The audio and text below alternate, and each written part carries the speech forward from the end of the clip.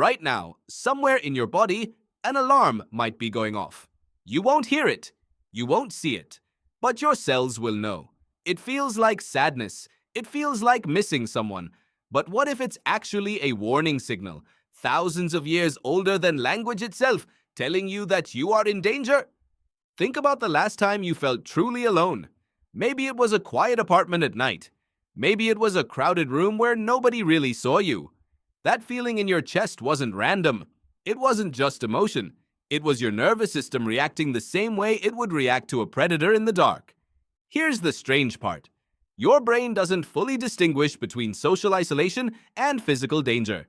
To your oldest biological wiring, being cut off from your group and being stranded on an open plain at night look almost identical. Both mean the same thing.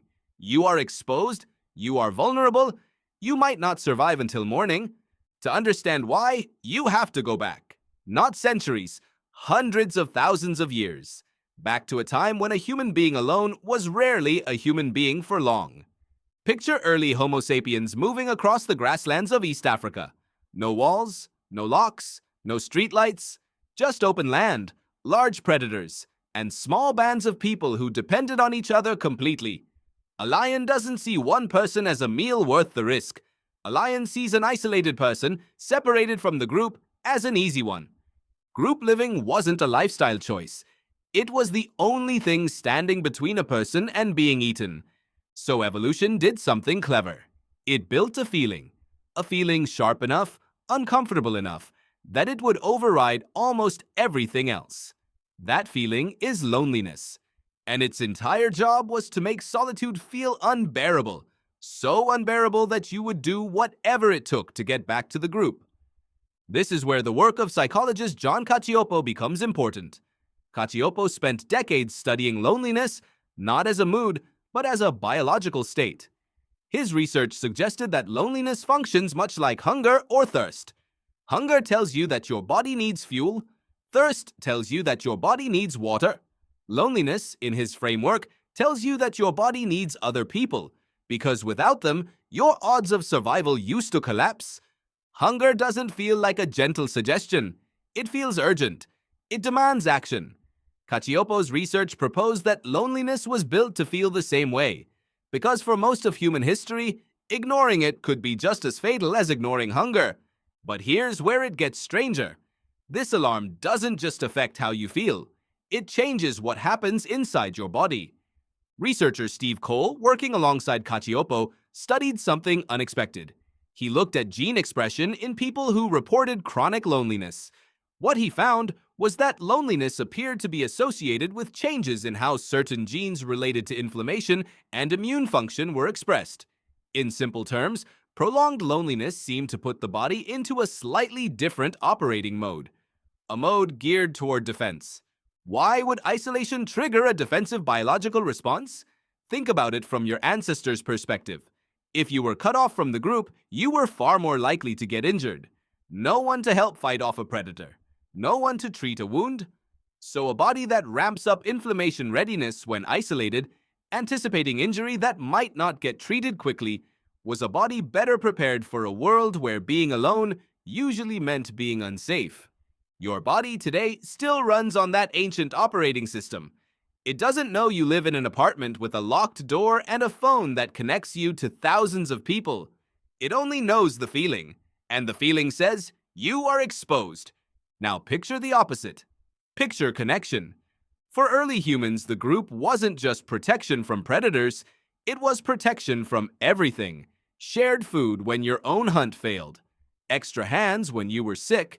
People who would notice if you didn't come back. Belonging wasn't comfort. Belonging was survival infrastructure. This is why social bonds feel so good when they form, and so painful when they break. A friendship ending, a falling out with family, even a small social rejection can activate brain regions associated with physical pain. Neuroscientist Naomi Eisenberger's research found that the brain's response to social rejection overlaps with the brain's response to physical injury. Heartbreak isn't just a metaphor. To an ancient nervous system, losing social connection and getting hurt were close enough to register on similar circuits. So when you feel that sharp sting after being excluded, ignored, or left out, You're not being overly sensitive. You're running code written for a world where exclusion could be a death sentence. Here's the twist, though. The alarm was designed for short bursts. It was supposed to be temporary. Feel lonely? Take action. Reconnect. Alarm turns off. That was the loop for most of human history. Because for most of human history, you were rarely more than a few feet away from your tribe. But what happens when the alarm can't turn off? What happens when someone feels lonely again and again for years? Not because they're surrounded by danger, but because modern life has quietly removed the thing the alarm was built to find. This is where things get uncomfortable. Many people today live in more populated environments than any humans in history. Cities packed with millions, phones full of contacts, social feeds full of faces, and yet loneliness by many measures has been climbing.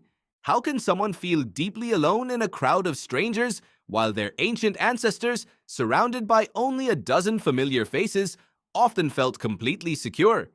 The answer might lie in what the alarm is actually measuring. It's not measuring how many people are nearby. It's measuring something closer to, do these people know me? Would they notice if I disappeared? Am I part of something that depends on me and that I depend on? Modern environments can be full of people and almost empty of that. You can be one of thousands of employees, one of hundreds of followers, one face in a feed, and still trigger the ancient alarm. Because on the level that matters to your biology, you might as well be standing alone on the plane. This is the part that should make you pause. The discomfort you feel when you're lonely isn't a flaw in your design. It's not weakness, and it's not something broken in you specifically. It's a 500,000-year-old alarm system doing exactly what it evolved to do, in an environment it was never built for. Which raises the real question. If the feeling is ancient, but the world has changed, what is the alarm actually for now? Maybe it's not telling you that a predator is near. Maybe it's telling you something simpler, that somewhere in your life, there's a gap. A missing thread of connection that used to be filled automatically, by default, just by being part of a small group that needed you and that you needed back. Closing that gap doesn't require returning to the plains. It requires the same thing it always did. Not more people, not more notifications, just someone or some group where the connection runs both ways, where you'd be missed. So the next time that feeling shows up, the quiet ache of being unseen, try not to read it as a sign that something is wrong with you. Read it the way your ancestors would have, instinctively, without even thinking about it. Not as sadness, as information. A signal, older than memory, quietly doing its job. Right now, somewhere in your body, that alarm might be going off again. And for the first time, you might understand exactly what it's trying to tell you.